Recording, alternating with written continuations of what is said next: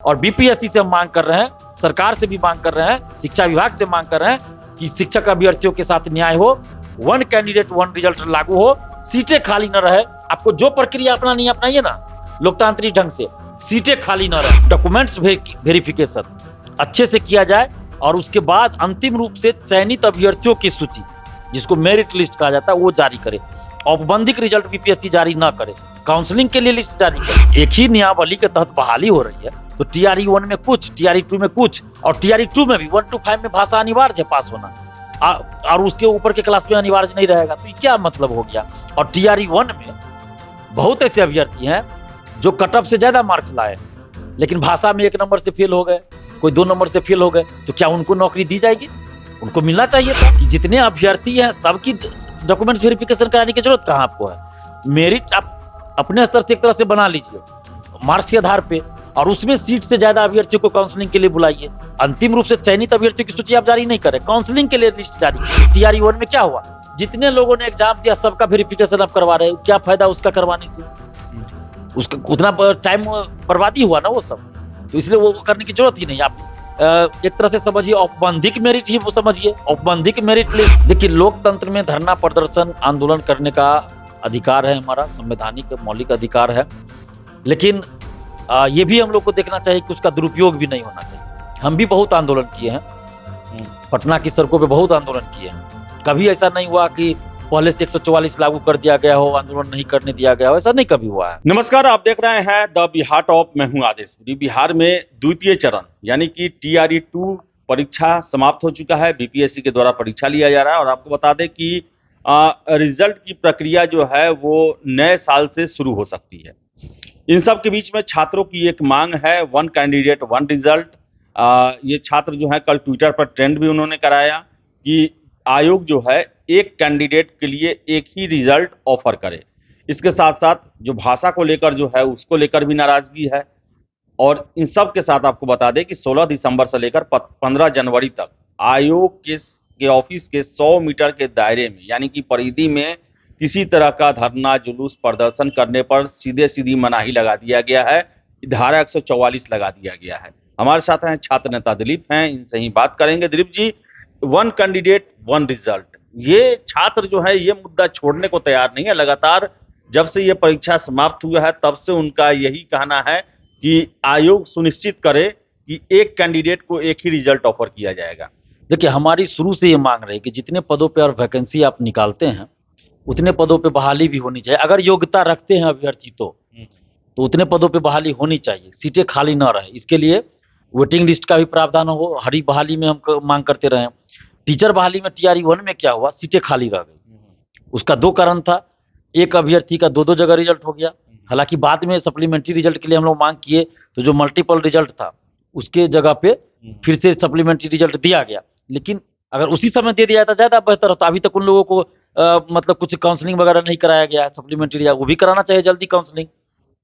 और जो documents verification हुआ वो अच्छे से नहीं हुआ। उसके वजह से क्या हुआ? बीपीएससी ने औपबंधिक रिजल्ट जारी किया, उसका काउंसलिंग हुआ। और काउंसलिंग में क्या हुआ? सर्टिफिकेट की जांच सही से नहीं की गई, जो कि शिक्षा विभाग के द्वारा काउंसलिंग हुआ था। नियुक्ति पत्र औपबंधिक मिल गया और बाद में फिर बाहर किया गया जिन लोगों के पास डॉक्यूमेंट्स नहीं था। तो उतना तो सीट खाली रह गया ना, तो वो सीट खाली रह गया और इधर युवा जो है बेरोजगार रह गए। तो ये चीज ना हो, सीटें खाली ना रहे अगर अभ्यर्थियों के पास योग्यता है विज्ञापन के अनुसार। तो इसलिए आवश्यक है कि एक अभ्यर्थी का एक ही जगह रिजल्ट दिया जाए और डॉक्यूमेंट्स वेरिफिकेशन अच्छे से किया जाए, और उसके बाद अंतिम रूप से चयनित अभ्यर्थियों की सूची, जिसको मेरिट लिस्ट कहा जाता है, वो जारी करे। औपबंधिक रिजल्ट बीपीएससी जारी ना करे, काउंसलिंग के लिए लिस्ट जारी करे। जैसे सचिवालय सहायक में होता है, एसएससी सब में होता है, तो काउंसलिंग के लिए आप लिस्ट जारी कीजिए और उसमें सीट से ज्यादा अभ्यर्थियों का लिस्ट जारी कीजिए। पहले 11th-12th का काउंसलिंग कराइए, उसके बाद 9th-10th, उसके बाद नीचे के वर्गों का, और फिर जब रिजल्ट देना होगा तो उससे पहले डॉक्यूमेंट्स अच्छा से चेक कर लीजिए। और जितना आपको रिजल्ट, जितना सीट है उतना रिजल्ट दीजिएगा। तो अंतिम रूप से चयनित अभ्यर्थियों की सूची हो वो, जिसको आप डिपार्टमेंट यानी शिक्षा विभाग को भेजिए। उसके बाद अपना शिक्षा विभाग अपने स्तर से जांच कराए डॉक्यूमेंट्स का, वो अलग चीज है। लेकिन बीपीएससी द्वारा तो ये रहेगा ना कि नहीं, इनके पास सारा डॉक्यूमेंट्स है और हम इनकी नियुक्ति के लिए मतलब सिफारिश कर रहे हैं, अपने तरफ से भेज रहे हैं, जैसे सिविल सेवा में या फिर अन्य बहालियों में होता है। तो वही प्रक्रिया इसमें भी अपनाया जाए। नहीं दिलीप जी, ये तो काफी लंबी प्रोसेस हो जाएगी। यहाँ तो सरकार के द्वारा तो ऐसा लग रहा है कि तुरंत में एकदम 15 से 20 जनवरी तक रिजल्ट देना है और जनवरी में ही ज्वाइनिंग भी हो जाएगा। तो फिर तो सर्टिफिकेट तो जांच कहीं ना कहीं कराना ही पड़ेगा ना। और इसमें हम तो ये भी कर रहे हैं कि जितने अभ्यर्थी हैं सबकी डॉक्यूमेंट्स वेरिफिकेशन कराने की जरूरत कहाँ आपको है। मेरिट आप अपने स्तर से एक तरह से बना लीजिए मार्क्स के आधार पे, और उसमें सीट से ज्यादा अभ्यर्थियों को काउंसलिंग के लिए बुलाइए। अंतिम रूप से चयनित अभ्यर्थियों की सूची आप जारी नहीं करें, काउंसलिंग के लिए लिस्ट जारी कीजिए। तो उसमें भी तो मार्क्स के आधार पे आप जितना सीट है उससे ज्यादा मार्क्स के आधार पर उससे ज्यादा अभ्यर्थियों की सूची आप जारी कीजिए काउंसलिंग के लिए, जैसे सचिवालय सहायक या एसएससी या अन्य जगह होता है। तो उसमें आपको सबका डॉक्यूमेंट्स वेरिफिकेशन भी नहीं करना पड़ेगा। जैसा टीआरई 1 में क्या हुआ, जितने लोगों ने एग्जाम दिया सबका वेरिफिकेशन आप करवा रहे हैं, क्या फायदा उसका करवाने से? उसका उतना टाइम बर्बादी हुआ ना वो सब। तो इसलिए वो करने की जरूरत ही नहीं। आप एक तरह से समझिए औपबंधिक मेरिट ही वो समझिए, औपबंधिक मेरिट लिस्ट जो काउंसलिंग के लिए जारी होता है वो औपबंधिक एक तरह से हुआ। तो सीट से कुछ ज्यादा लोग का जारी किया जाए, कोई दिक्कत ही नहीं होगा उसके बाद। तो ये किया जाना चाहिए, इसमें समय कहाँ लगेगा ज्यादा। दिलीप जी, भाषा को शून्य किया गया है प्राइमरी को छोड़कर, उसको लेकर भी काफी नाराजगी है। सोशल मीडिया पर हम देख रहे हैं कि छात्र जो है उसको लेकर काफी नाराज हैं। क्या कहना चाहेंगे? देखिए बीपीएससी के द्वारा पिछले 1 साल से बहुत अच्छा काम किया गया। बहुत सारे खासकर सिविल सेवा को लेकर और अतुल प्रसाद सर के द्वारा जो जो डिमांड हम लोग रखते थे वो पूरा करते गए। 2-3 डिमांड को अगर छोड़ दिया जाए तो उसमें भी मतलब पूरा 2-3 डिमांड ऐसा है आंशिक रूप से उसको भी पूरा कर दिया। तो उसके लिए हम धन्यवाद देते हैं अतुल प्रसाद सर को और बीपीएससी को भी, बिहार सरकार को भी। लेकिन जहां अगर गलतियां होगी और स्टूडेंट्स के खिलाफ काम होगा तो वहां हम विरोध भी करेंगे। टीआरईओ ने परीक्षा अच्छे से हुआ, तारीफ किए। टीआरई 2 में परीक्षा अच्छे से हुई, तारीफ किए। लेकिन सप्लीमेंट्री रिजल्ट पूरा नहीं दिया गया, हम उसका विरोध कर रहे हैं कि पूरा रिजल्ट आपको जितना खाली है उतना देना चाहिए। हम मांग भी अभी भी कर रहे हैं। उसके बाद आप यहाँ देखिए भाषा को शून्य आपने कर दिया। ये चीज परीक्षा से पहले आप कर देते तो किसी को कोई आपत्ति नहीं होता, लेकिन परीक्षा के बाद आप ये चीज कर रहे हैं तो ये तो हो गया एक तरह से उथल पुथल मचाने वाली बात। और मुझे जैसा लगता है कि बांग्ला और उर्दू विषय का जो प्रश्न नहीं दिया गया था जो भाषा में था, तो उसके वजह से ऐसा किया गया। बहुत सारे अभ्यर्थी में फोन किए थे उर्दू वाले, तो आप उर्दू और बांग्ला के अभ्यर्थियों का एग्जाम अलग से ले लेते। चलिए मान लीजिए कि किसी वजह से क्वेश्चन सेट नहीं हो पाया हो, समय नहीं मिला हो या जो भी हो, तो उनके लिए अलग से आप परीक्षा ले लेते। लेकिन एक ही नियमावली के तहत बहाली हो रही है, तो टीआरई 1 में कुछ, टीआरई 2 में कुछ, और टीआरई 2 में भी 1 to 5 में भाषा अनिवार्य है पास होना, और उसके ऊपर के क्लास में अनिवार्य नहीं रहेगा। तो ये क्या मतलब हो गया?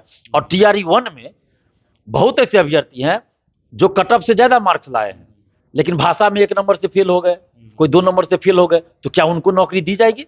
उनको मिलना चाहिए था। तो यहां आप शून्य कर दिए, ये मुझे कहीं से उचित नहीं लग रहा। मैं इसका विरोध कर रहा हूं और अतुल प्रसाद सर से ये मांग कर रहा हूं कि आप इस पे पुनर्विचार कीजिए और उर्दू और बांग्ला वाले की अलग से परीक्षा ले लीजिए, क्योंकि ये कहीं से उचित नहीं है। बीपीएससी के बाहर धरना प्रदर्शन जुलूस 5 से अधिक छात्रों का इकट्ठा होना 1 महीने के लिए बैन किया गया है, इस पर क्या कहेंगे? देखिए लोकतंत्र में धरना प्रदर्शन आंदोलन करने का अधिकार है, हमारा संवैधानिक मौलिक अधिकार है।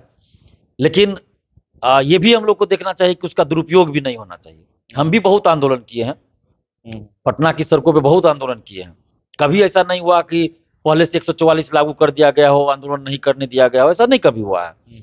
जबकि हम तो कोई भी सरकार में रहे, कोई भी पार्टी, हम आंदोलन करते रहे, मार भी खाए पुलिस से, लाठी खाए, जेल गए, बहुत कुछ हुआ, टॉर्चर हुए, बहुत कुछ हुआ। लेकिन अभी जो बीपीएससी ने ये जारी किया है 144, बीपीएससी नहीं पटना मतलब बीपीएससी ने इसके लिए ये किया था कि यहाँ इस तरह का कोई घटना हो सकता है, तो बीपीएससी ने इसके लिए मांग किया होगा कि व्यवस्था कीजिए, तो प्रशासन ने किया है। तो इसके लिए मैं समझता हूं बीपीएससी ने और जिला प्रशासन ने जो 144 लागू किया, मैंने बीपीएससी के कहने पे किया, तो हम इसको गलत मानते हैं। ऐसा नहीं होना चाहिए। आप अगर कहीं कुछ गलती हो रही है, अभ्यर्थियों की कुछ मांग है, तो अभ्यर्थी अपनी मांगों को लेकर जा सकते हैं, 5-10 की संख्या में, 100-200 की संख्या में जा सकते हैं। लेकिन हाँ, शर्त यह भी है कि हिंसा नहीं होनी चाहिए, कोई और लोकतांत्रिक काम नहीं होना चाहिए। हम अपने आंदोलन में इस बात का हमेशा ख्याल रखते हैं, क्योंकि सरकार जो भी है लोकतांत्रिक है, व्यवस्था हमारी क्या है, लोकतांत्रिक है, राजतंत्र नहीं ना, अंग्रेजियत वाली बात नहीं ना कि अगर संपत्ति का नुकसान करेंगे तो अंग्रेज का हम ये कर रहे हैं, तो अपनी संपत्ति का नुकसान कर रहे हैं। तो ये सब चीज नहीं होना चाहिए। और बीपीएससी से हम मांग कर रहे हैं, सरकार से भी मांग कर रहे हैं, शिक्षा विभाग से मांग कर रहे हैं कि शिक्षक अभ्यर्थियों के साथ न्याय हो, 1 कैंडिडेट 1 रिजल्ट लागू हो, सीटें खाली न रहे। आपको जो प्रक्रिया अपनानी है अपनाइए ना, लोकतांत्रिक ढंग से, सीटें खाली न रहे। आप इससे ज्यादा बेहतर कोई प्रक्रिया है तो अपना लीजिए, लेकिन सीटें खाली न रहे और फर्जी लोगों की बहाली न हो। तो फर्जी लोगों की बहाली ना हो और सीटें भी खाली ना रहे, वन कैंडिडेट वन रिजल्ट की प्रक्रिया को अपनाया जाए। इसके साथ साथ बता दें आपको कि भाषा के जो मार्क्स जो है उसको शून्य किया गया है, इसको भी लेकर छात्रों में नाराजगी है। आशा करेंगे कि आयोग के द्वारा इस दिशा में कोई ना कोई सकारात्मक कदम जरूर उठाया जाएगा। तो फिलहाल इस वीडियो में इतना ही। वीडियो पसंद आया लाइक शेयर करें, हमारे चैनल द बिहार टॉप को सब्सक्राइब जरूर कर लें। धन्यवाद।